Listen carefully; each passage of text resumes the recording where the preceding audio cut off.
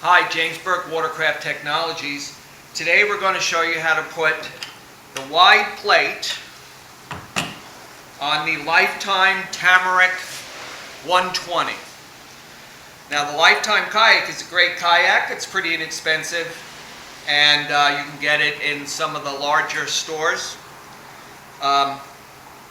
This is a 10-footer, and we see in the back here it's pointed, but we have this almost pyramid shaped. Plus we have the handle pad eye that we have to take care of. We're going to be making extensive use of the neoprene cushions to use as shims as we put them on both sides of this pyramid underneath the plate. The first thing we removed was the handle, which was on this pad eye. So we removed it, and now we're going to remove the pad eye itself. Now these are riveted in.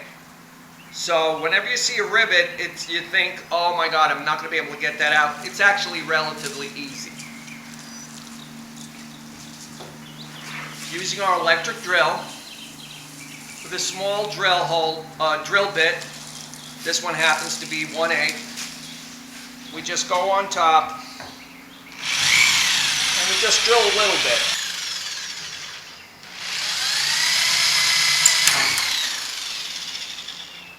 Comes off nice and easy.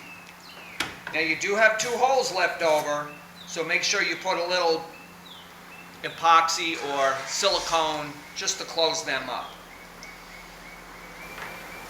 Next we take our plate and we place it over, making sure that it is lined up with the very stern of the kayak, because that's where your shaft is going to go.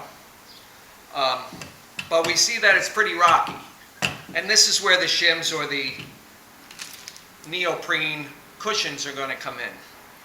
We know that the line goes down here and goes down here because that's where we want to put our shims.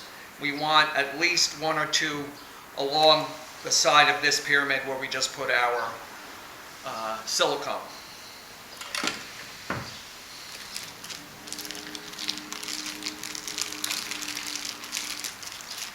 These silicones are 3/4 of an inch thick, but as we put them on, you'll see that we're going to compress them.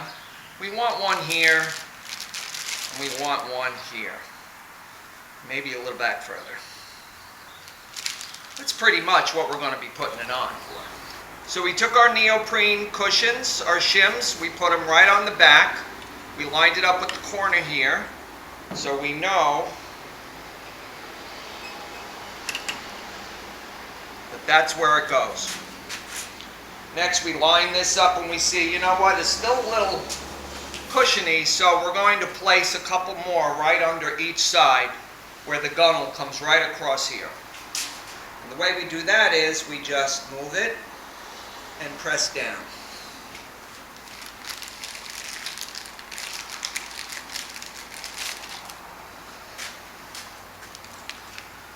Move it up and press down. That should provide a real good platform for us to put our holes in. The next thing we're going to do is we're going to drill our holes exactly where we feel the gunnel is, right on top of it. Taking a magic marker, we know we're going to follow the line straight down. We're going to drill our own holes. One right here. One right here, one right in the center. So we know where we're going to put our 3 toggles. Now that we have our holes where we're going to put our holes marked, we use a 3/8 inch drill bit, to make our holes. This will give us a little bit of wiggle room, so when we're putting the bolt through the plate into the toggle, we'll be able to catch it without a problem.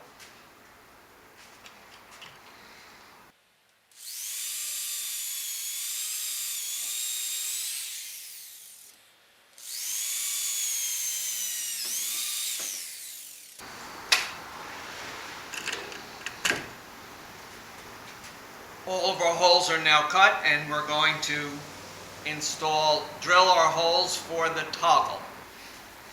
Using an awl or a pin or a screw or any kind of sharp object that will fit down the hole, we line it up, making sure that it's straight, hold it down, and make our holes. 1,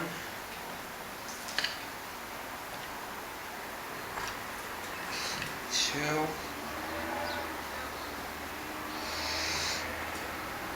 and 3. And there we are.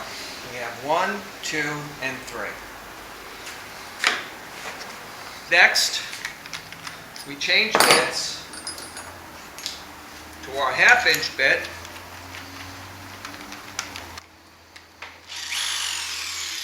And right where we marked it,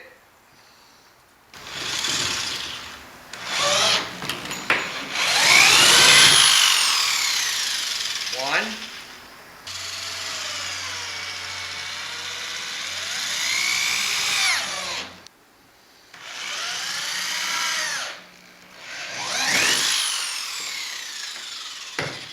3. Now that we have our holes in, let's put in our toggle bolts. We just insert them in, flatten them out, make sure they're flat against the bottom of the deck. We push our piece down, break this off.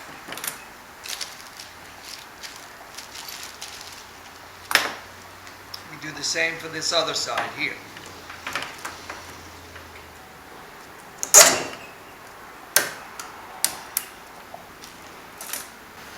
And finally, the middle one.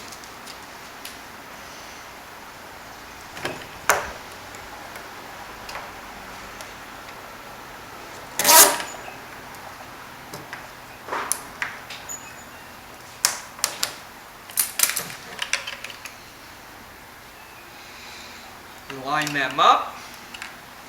Looking pretty good. And let's go get our bolts to insert. We insert our bolts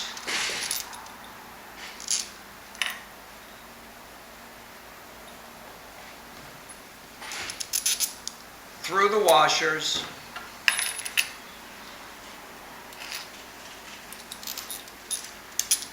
before we put them in the holes.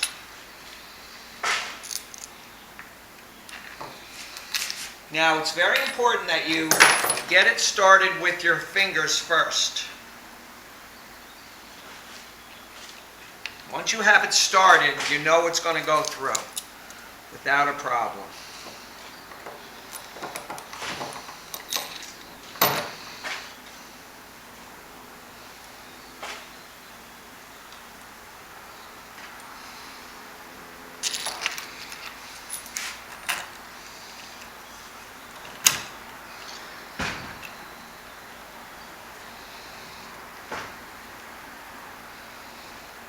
Okay, we have them all started. As we start screwing them in, you'll see the compression start.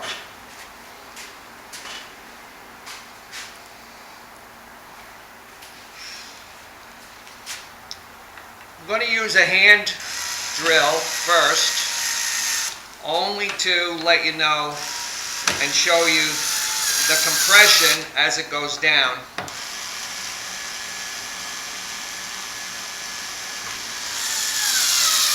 And you can see the whole thing starting to compress. These are all working very nicely, as I'm feeling.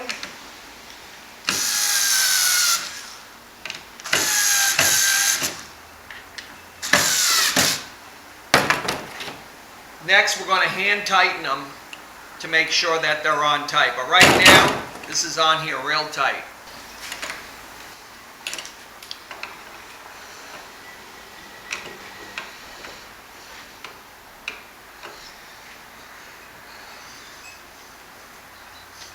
One of the reasons why we want to hand tighten them is just to make sure that they don't strip or go down too far.